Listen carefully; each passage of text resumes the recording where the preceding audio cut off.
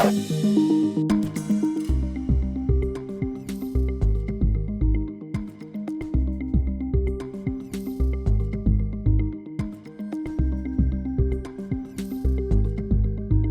now, from the CFTK-TV studios, this is Open Connection with your host, Robert Pictou.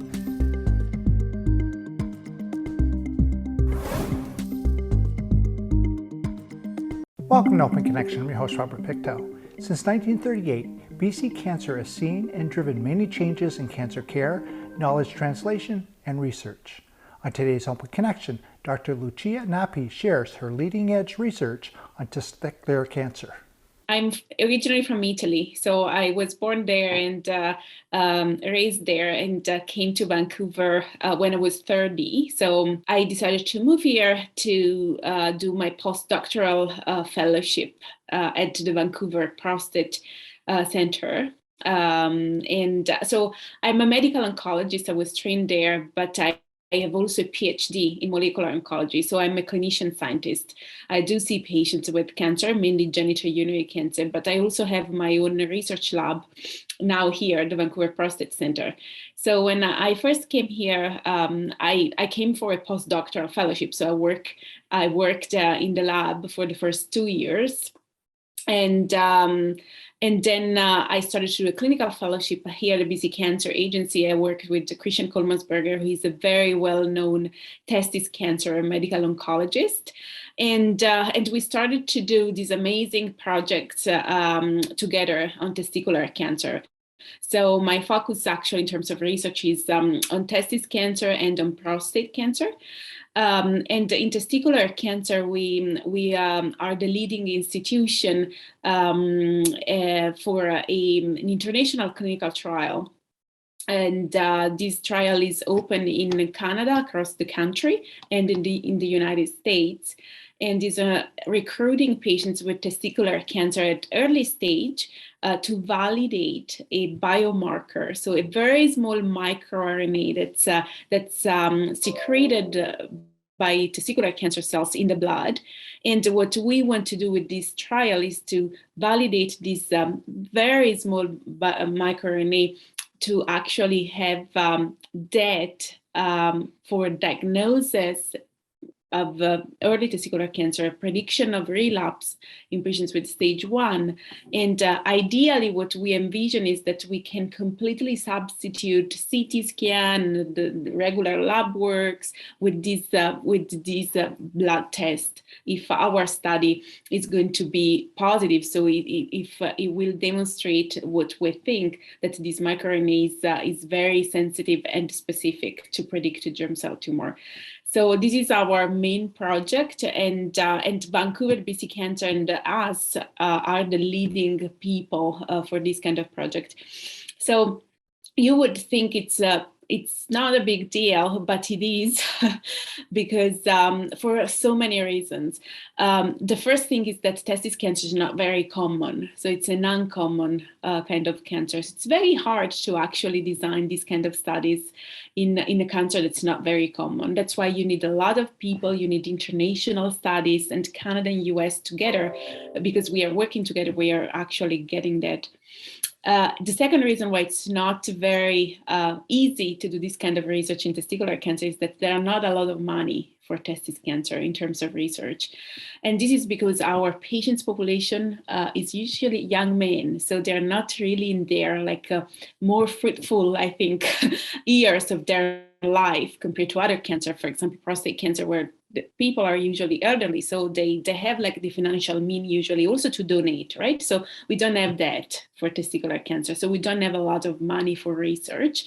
So because of our project and the very good data that we had, we were able actually to got a lot of funds from government mainly. So I got a National Institute of Health grant. It's called R01 to support our clinical trial. And I got Michael professionals meet, health professional investigator that supports some of my protected time for research. And I got a US Department of Defense Career Development Award. So, and a CHR, so Canadian Institute of Health of Research grant to support this grant. So a lot of government kind of money and funds, which is again extremely unusual for a testis cancer research project.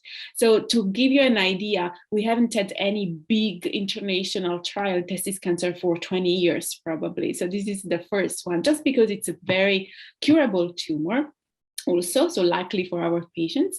So our research is more focused on biomarkers and optimization of care. That's why it's been received very, very well from the granting agency, but also from the testicular cancer community around the world.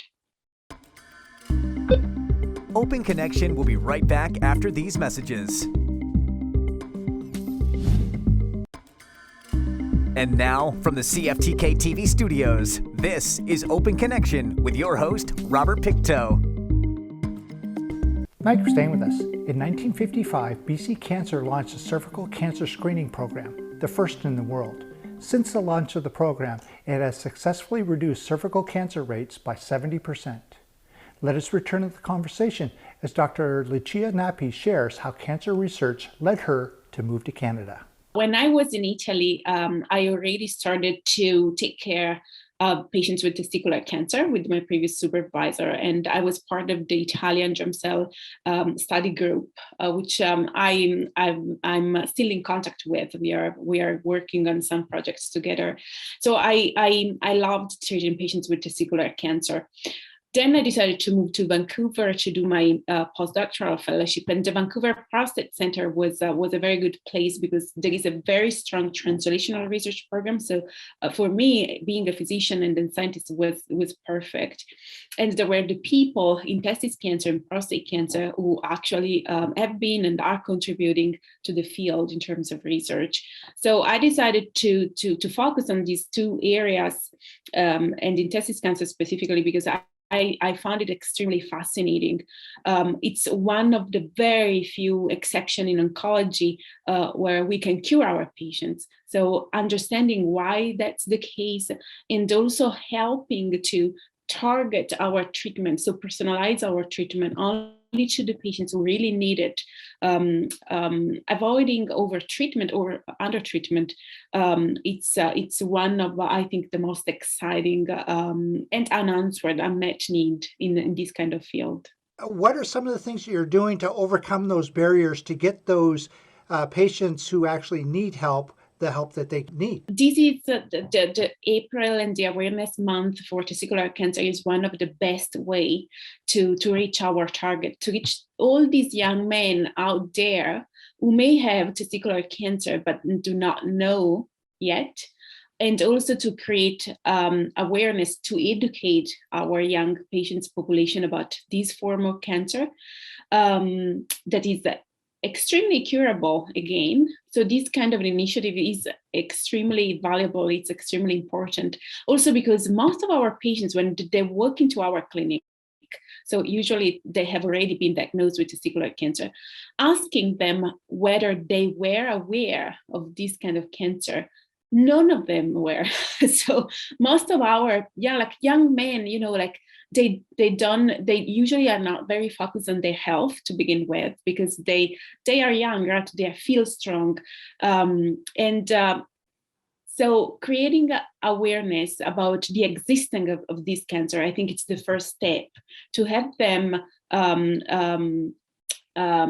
diagnose and recognize early on the presence of cancer. First thing is to be familiar with your body. So autopalpation, self-examination of both testicles, it's the most important part. So I suggest palpate and self-examine your testicles at least once a month, And if you do it when you're having a shower, it's easier because the scrotal skin is more relaxed. So it's easier to have access to the testicles. And then essentially do it regularly. So you can be aware of any change if that happens in your body, in the testicles. So what we are looking for is hard lumps or bumps on the surface of the testicle. So if you palpate the testicle, you will be able to feel this because it doesn't feel right. It's like usually very hard by touch, or any swelling of one or both testicles. That are the first warning signs and symptoms that men should be aware of. Is pain always associated with something that's wrong when Yeah. it comes to testicular cancer? So most of our patients have swelling testicles or like lumps or bumps that are not associated with pain. So most of our patients do not have pain. However, it is possible to have pain in one testicle. Everything that is painful and it's pain that's not associated with trauma, for example, or a sport accident, and it doesn't go away, should be always investigated. So if young men have pain in their testicle, it could not be cancer, it could be another thing, could be infection, but can also be cancer. So I think it's important to seek medical advice in that case. Open Connection will be right back after these messages. And now, from the CFTK-TV studios, this is Open Connection with your host, Robert Pictou. Welcome back to Open Connection. Tom Green spent many years making life a joke, but things got serious in 2000 when he was diagnosed with testicular cancer. After several surgeries and other cancer treatment, the former MTV host was free of cancer. Let us return the conversation as Dr. Nappi compares Italian and Canadian men. So I think that Italian men and Canadian men are very similar in terms of neglecting their testicles and testicular cancer. So I don't think it's like a Canadian issue. It's just like the age of these young men that's the issue, and there is not enough information and education. So probably we can fill that gap a little bit. So I didn't find like these like a lot of diversities in terms of awareness and culture, even cultural approach towards testicular cancer. I think that the main barrier is essentially creating awareness. So once we have that, like for breast cancer, all women know, even if they're very young, that the breast cancer exists, and that sooner or later they will start to be aware and be screened for these. So we should do the same thing for young men and testicular cancer, create awareness of the existence of this cancer, and therefore like encourage this autopalpation and self-examination. You came across these possible markers, genetic markers that can actually be found through the blood? It's a very small it's a small fragment of RNA. So it's similar to DNA, but doesn't really bring all the genetic information. It has like regulates the expression of some genes normally, but in testicular cancer, in this specific microRNA, it's secreted by the testicular cancer cells into the blood. And the beauty of this biomarker is that it's unique for testicular cancer. We don't have these biomarkers in any other conditions, in any other disease, in any other tumor. So only testicular cancer cells can produce this microRNA, and it's very abundant in the blood. So even a very, very tiny amount of blood can have enough microRNA that we can detect it with our technique. The only other conditions where we can have actually this microRNA in the blood is pregnancy. So during pregnancy, we can detect this microRNA, but obviously, because all our patients are men, we don't have that problem of discriminating. So those are the only two conditions. So because it's extremely specific, obviously, when we found this microRNA in the men, obviously that lead to testicular cancer automatically. So right now with this clinical trial, we are trying to understand if the technique we are using is potent enough to detect very, very small amount of tumor when we cannot even see it with CT scan. It sounds like almost like the early stages of like a woman when she has a pap smear that they can see what's happening just off of a few cells. Correct. So it's and in fact our projects have been funded by the prevention department of NIH, because what we want to do is essentially to propose this test to predict tumor relapse, and therefore to prevent that to happen, to prevent using more aggressive treatment such as chemo for the patients who will have a relapse of their cancer after the initial surgery. So it's absolutely, you're absolutely right. So this test will change our clinical practice if it will be validated by the clinical trial, just reducing the burden of treatment that we have to use for patients who will have a relapse of the disease. So after the initial diagnosis, if there are no metastases, so if the cancer has not spread outside the testicle, they enter into a program of surveillance.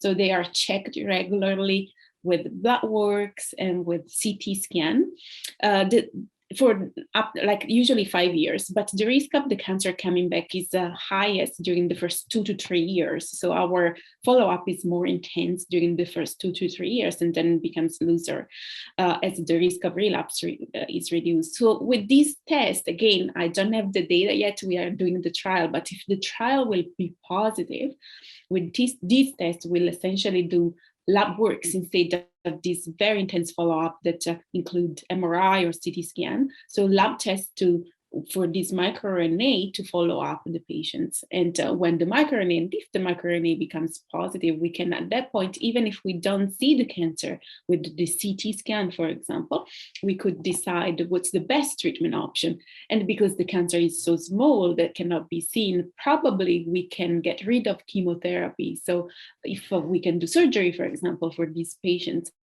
it would be a huge advantage because we don't have to put those patients through chemotherapy, which is obviously intense, and we can spare what we call long-term side effects of the chemotherapy that in this very young patients population is obviously concerning. Open Connection will be right back after these messages. And now, from the CFTK-TV studios, this is Open Connection with your host, Robert Pictou. A cancer diagnosis can make you feel very alone, especially if you're a guy and you're supposed to be tough and never scared. No matter who you are, you're going to worry, but you're definitely not alone. In this final segment of Open Connection, Dr. Nappi shares her thoughts on the word cancer. I would abolish the word cancer if I could, because it doesn't mean the same things, obviously, for everyone. So for testicular cancer, it is a cancer, it's a malignant tumor, but it's very, very different from many other cancers. I wouldn't compare testicular cancer with any other cancer. For a lot of reasons, again, very young patients are affected, and the most important in terms of prognosis that we can cure most of those patients. So most of those patients are diagnosed with early stage testicular cancer. 70% of our patients have stage 1 disease, so only the testicle is affected. But even when the cancer spread outside the testicle, so the patient has metastasis, we can still cure most of our patients. Most of our patients with chemo, most of the time with chemotherapy regimens, plus or minus surgery. In certain cases, we also use radiation therapy. It depends on the cancer and on the stage. But most of our patients with testicular cancer are cured.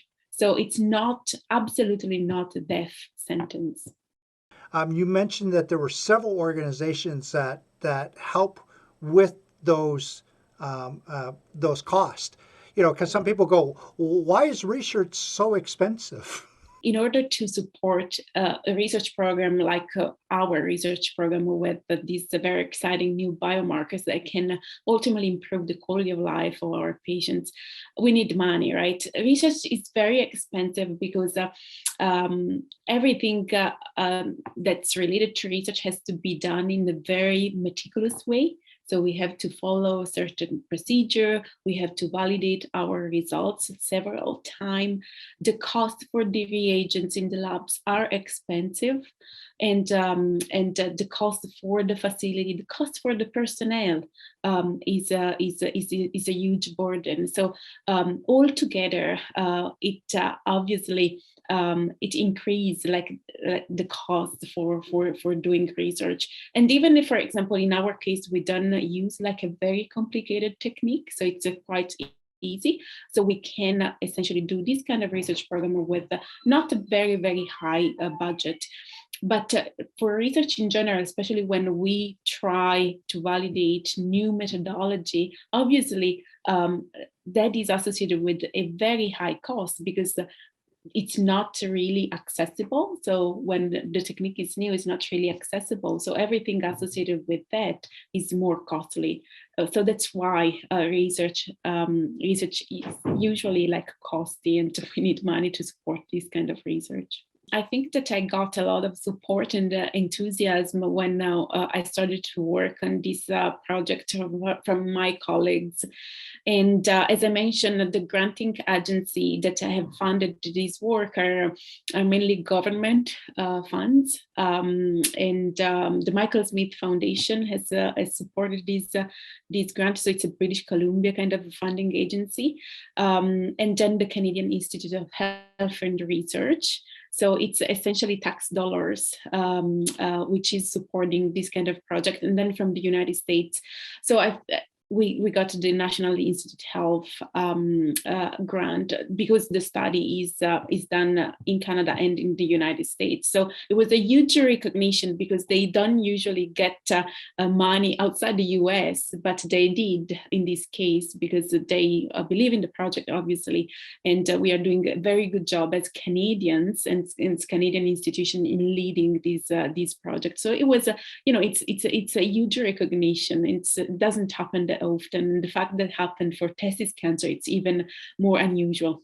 The trial is half accrued. Our goal was to enroll 957 patients across US and Canada, and we are at 590, so it's almost half. So we'll probably have the interim analysis data maybe in 2024, and the full accrual by the end of I think the end of 2024.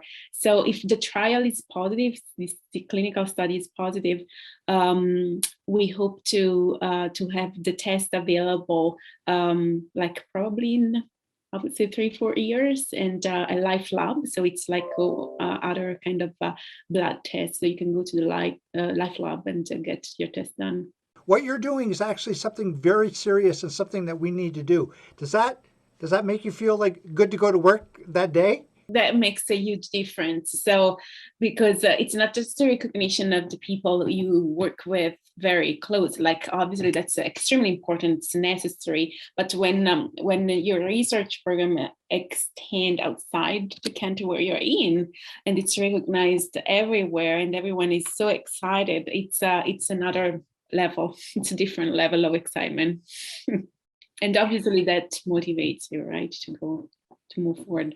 If someone was watching this and they go, geez, I need to know more about this information, or I'd like to know more about your research, how would they go about getting a hold of you? I'm part of the University of British Columbia. I'm an assistant professor at University of British Columbia. So if they Google my name, they can find my information on the website, on the Vancouver Process Center website, on the UBC website, and the BC Cancer website. And there are like some links that are associated with the research that we have published so far. I will be more than through the BC Cancer Foundation. So I will be more than happy to answer questions to anyone who is interested in knowing more about what we are doing. Thank you for joining us for this episode of Open Connection. The greatest distance in the existence of man is not from here to there, but the connection from his mind to his heart. If we can conquer that distance, we can soar like an eagle and realize our immensity within. I'm Robert Pictou.